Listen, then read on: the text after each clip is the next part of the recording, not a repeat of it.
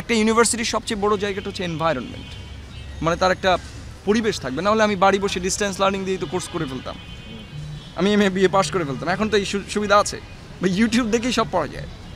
আমাকে একজন বলেছিল যে কিছুদিন পরে তোর ট্রান্সলেশন করো, এই তো এআই দ্বারা রিপ্লেস হয়ে যাবে। আমি বললাম ইউটিউবে সব ভিডিও আছে, তো আমাদের ইউনিভার্সিটিতে আসার তো দরকার নাই, তাই না? আমরা তো অনেকেই অনলাইনে কোর্স করছি। কিন্তু ঢাবি দেখেন, ঢাবি কিন্তু একটা উদ্বাস্তু প্রতিষ্ঠান, মানে এক্সাইল ইন ওন ল্যান্ড।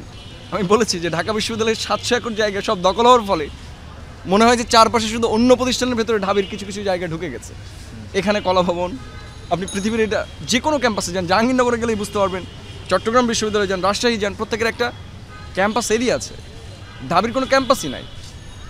সে এইভাবে এই যে প্রাইভেট ইউনিভার্সিটিগুলো এখানে একটু ওখানে একটু যেরকম থাকে, এখন প্রাইভেটগুলো সুন্দর হয়েছে, কিন্তু ঢাবি নিজের জায়গার উপরে সে নিজে এক্সাইল হয়ে গেছে, বন্দী হয়ে গেছে, উদ্বাস্তু হয়ে গেছে। এখানে একটু ওখানে একটু, তার মধ্যে অন্যান্য প্রতিষ্ঠান ঢুকে গেছে, সরকারি জায়গাগুলো দখল করে এই প্রতিষ্ঠানের পরিবেশটা নষ্ট করেছে। আমাদের যখন নারীদের সিকিউরিটির প্রশ্ন আসে, সেই জায়গাতে সবচেয়ে বড় সমস্যা কোথায়? এই যে রাস্তাটা যদি জনগণের হয়, সিটি কর্পোরেশনের নামে, ওই রাস্তায় তো আমাদের বহিরাগতদের হাতে নারীরা বেশি সবচেয়ে অনিরাপদ বোধ করে। এই রাস্তা আমরা কীভাবে কন্ট্রোল করব? রাস্তাটা আমাদের, কিন্তু ইউনিভার্সিটি মনে হয় রক্ষণাবেক্ষণ খরচ বেশি, এই জন্য সিটি কর্পোরেশন হাতে তুলে দিচ্ছে যতদূর জানি আমি। তারপরে এই যে আমাদের আশেপাশে জমি দখল হয়েছে, আপনি একটা ইউনিভার্সিটি ক্যাম্পাসের এরিয়া নির্ধারণ করতে বলেন, সেটাও বিশ্ববিদ্যালয় জানে না, কারণ তার কতটুকু জমি সরকার দখল করেছে এটা প্রতিবারই করতে আছে। কেন একটা বিশ্ববিদ্যালয়ের ভেতরে আপনাকে আরও অনেকগুলো পরমাণু কেন্দ্র নিয়ে আসতে হবে? কেন আপনাকে বাংলা একাডেমি তো অন্য জায়গায় আপনার পূর্বাচলে করতে পারতেন? ঢাকা বিশ্ববিদ্যালয়ের সবচেয়ে বড় সমস্যা যেটা, সেটা হচ্ছে সোহরাওয়ার্দী উদ্যান।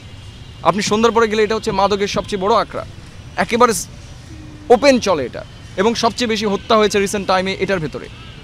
তো আমাদের বিশ্ববিদ্যালয়ের 300 একর জায়গা দখল করেছে। আপনি দেখেন উদ্যানটা যদি ঢাকা বিশ্ববিদ্যালয়ের সাথে মার্জ অবস্থায় থাকতো, এই ইউনিভার্সিটির এনভায়রনমেন্ট কিন্তু ইন্টারন্যাশনাল স্ট্যান্ডার্ডে চলে যেত, বা জাহাঙ্গীরনগরের মতো হতো।